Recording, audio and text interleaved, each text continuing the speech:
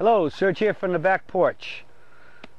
I have another great question that came in to Dr. Donahue. He's the doctor who writes daily articles in the Spartanburg Herald that I subscribe to. And today's question was very easy to spot because it's actually part of the title of what his article is about that day, and it's called "Swing is the Leading Cause of Injury While Golfing." Dear Dr. Donahue, I'm sure golf is one of the most injury-free sports imaginable. Do you know the common injuries from golf? I don't mean things like slipping and falling or getting hit with a golf ball. I mean things actually caused by playing the game. Answer: golf isn't a contact sport, so injuries associated with it are not on the same scale as football and hockey injuries. However, every sport raises the possibility of injury, even golf. For golf professionals, most injuries come from overuse, repetition, meaning a lot of practice. For amateur golfers, the golf swing is the leading cause of injury. The back, shoulder, elbows, and knees are the targets of golf swing injuries. And again, amateurs are the same. If you practice a lot, and that can lead to these overstress injuries. The portion of the swing that causes the most trouble is the downswing, when the clubs and arms are traveling the fastest and the back and hips are rotating. Slowing down the club after it hits the ball is the second most injury-provoking maneuver.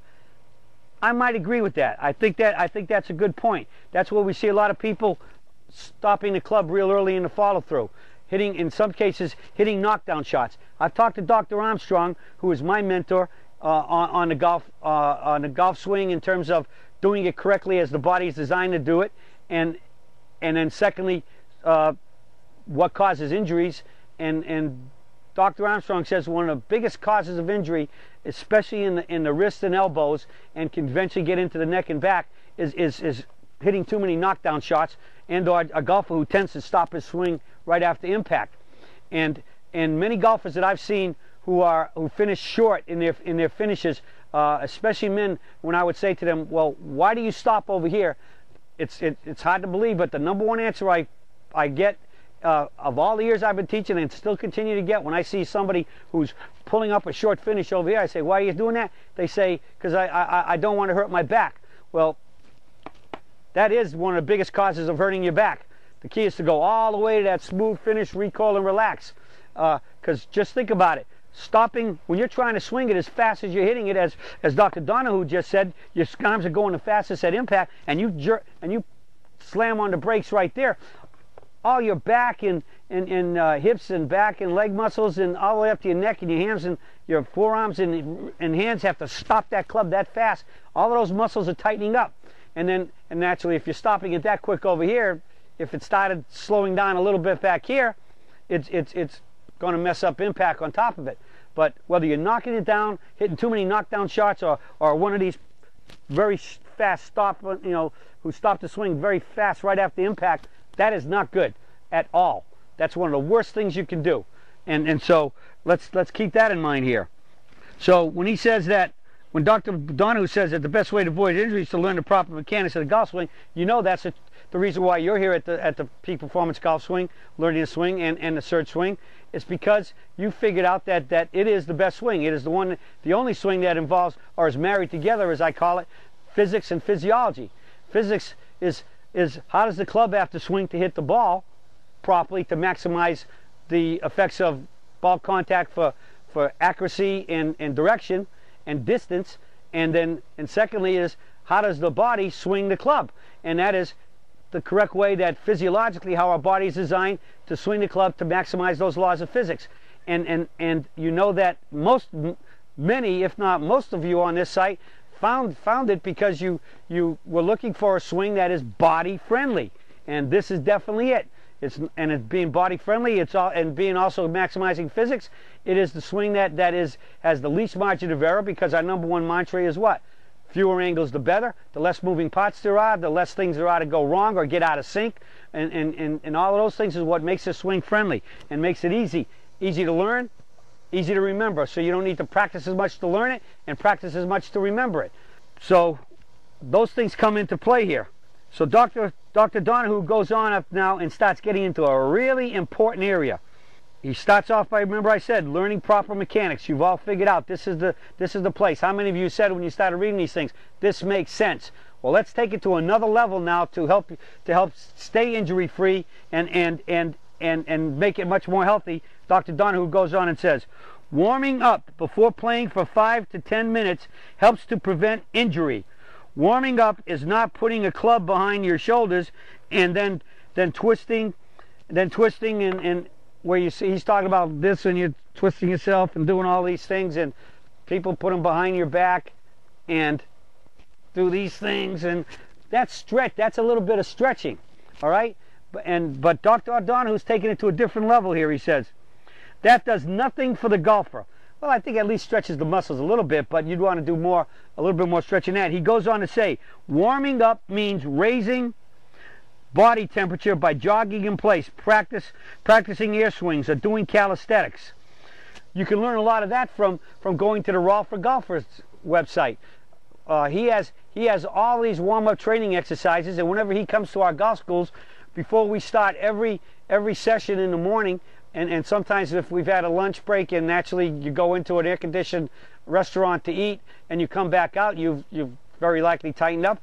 We do another session before we start off in the afternoon. So I think his address is rawforgolfer.com, and you can find him on our website. He's listed under the instructors, and he's got a whole series of exercises and things that you can do on a golf course to warm up, and some of them are basically exercises where you're warming up your body, and then he has some golf specific ones where he's actually working yourself into moving the swing, like he'll go this way and that way, so you're stretching yourself out for the backswing and then stretching yourself out for the forward swing. And so Raw for Golfer and Insight can help you with those. Muscle strength not only prevents injury but improves performance. Both the upper and lower body benefits from training with weights. You can increase the distance you hit the ball, and I know we're always reading that everybody's wanting more distance, and I say distance is great as long as you can do it without messing up your swing and everything else. And in the end, we have to accept what we are and who we are for our distance, and the most important thing is hitting it accurate and hitting it consistently. And so therefore. I'm more about keeping the ball in play, fairways and greens, but if you're willing to put in the time and the energy and strength will help you, as Dr. Donahue says here. Both the upper and lower body benefit from training with weights. You can increase the distance you hit the ball by increasing muscle power. The speed of the swing depends on strength. A pro swings the club in 1.21 seconds, and that's a pretty good average. I've read that a number of times. An incredibly fast speed.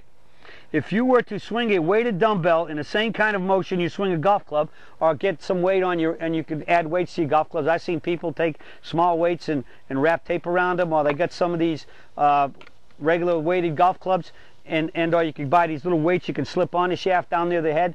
All of those things work. But again, he says, if you could swing a weighted dumbbell in the same kind of motion you swing a golf club, you would hit the ball faster and farther. Imitating the movements used in a sport while training with weights transfers power to the sport's movements. So again, here we go. There's Dr. Donahue just said, one of the best ways is to swing a weighted golf club. Now, there is a company out there that sells weighted drivers, and I think they might even have weighted irons. And I have both the long driver, the full-length driver, and I have a short one. Now, my experience with the weighted driver was when I swung the long one, it feels good. You can feel it stretching your muscles. In fact, I've actually had a couple students that when they get to the range and warm up, instead of swinging one club, they'll either swing 2 clubs, sometimes even 3, if you can wrap your hands around and you have the strength, and that really stretches you out and really gets the muscles working up. But the other key is that sometimes they swing this. They might swing it in the parking lot when they have one of those clubs in their trunk. But I found the long one, the standard length driver of those clubs that are really super heavy heads, I can't swing it. Basically, after 4 or 5 swings, or if I get away with it the first day, if I make 10 swings and I feel okay and nothing hurts, by the second or the third day, my elbows are just absolutely throbbing. I can't swing the big one, but I can swing the shorter one, and the shorter one is not much longer than my mini club here that I use on the back porch. And I can swing that one fairly consistently day after day, and it doesn't bother me. But again, if I stay at it, if I really do it consistently a lot, even that one starts to hurt me a little bit, and it starts hurting me right in the elbows over here on both sides. And I've talked about in the past that if I hit too many drivers on a driving range in a practice session, I'll invariably start hurting my elbows. So whatever you do, you have to pay attention to your body. But Dr. Donahue here is telling us that we need to warm up, some type of calisthenics or whatever, bring the body temperature up, do your stretching, and then you're ready to stop playing golf. You do that, and you'll be in a lot better condition to help avoid injuries and swing better and under more control to hit those better golf shots. And then put in some training with some heavy golf clubs. And as he said, when you swing with the motion of what your sport is you're using, you will get more strength for that motion that you're making, which should help you hit the ball longer. So here's some good advice from Dr. Donahue to all of us. And the only one I'm going to finish here, though, is I'm going to say distance is great, but don't use it at the expense of the fact that it becomes all-encompassing.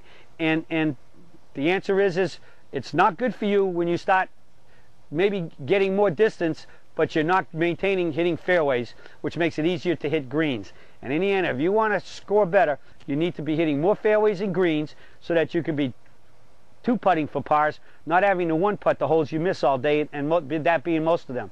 So we want to stay with fairways and greens, and ultimately I'm going to close this on my final thing that I always say about in the end, no matter what your skill level is, if you really want to get better and lower your scores, become a short game wizard.